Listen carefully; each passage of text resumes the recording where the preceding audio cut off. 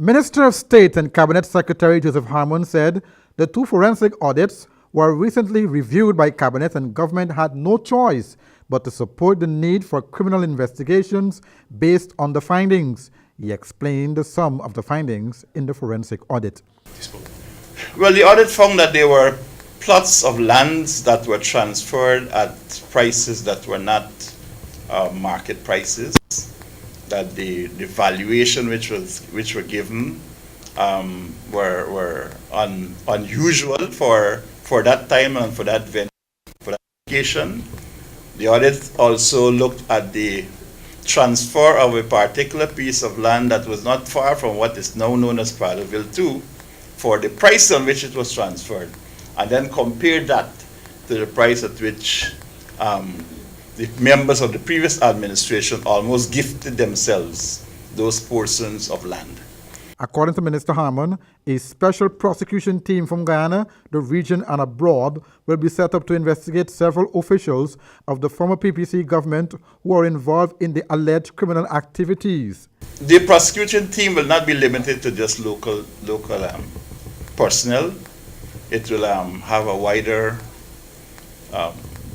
sweep, and we are looking to bring persons who are capable of handling these matters that are coming up. So yes, we are looking at the region in the first instance as well, and then further afield. I did indicate to you that we were getting offers of assistance, not just from the region, but out of the region. And because the question of corruption, the question of transparency in government is something that is international, and we were getting assistance in that regard from other sources. He also stated that the audit reports have been handed over to the Criminal Investigations Department. Well, SOCU is, as we made this very clear before, a part of the unit of the Guyana Police Force, and that these are criminal investigations, and therefore the decision is that it goes to the police, and the police decides whether it is SOCU or Criminal Investigation Department will deal with it.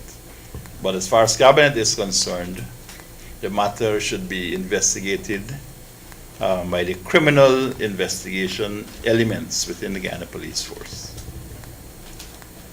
The Minister of Legal Affairs will submit a list to Cabinet on the names of the persons who will be a part of the investigations.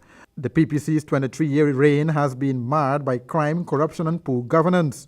Last month, the United Nations Office on Drug and Crime stated that numerous problems were encountered with the previous PPC party, CIFIC-led administration when the body had pushed for anti-corruption measures to be implemented in the country, and that they had never received any response from the previous government on corruption, despite it having signed onto the United Nations Convention Against Corruption some years ago.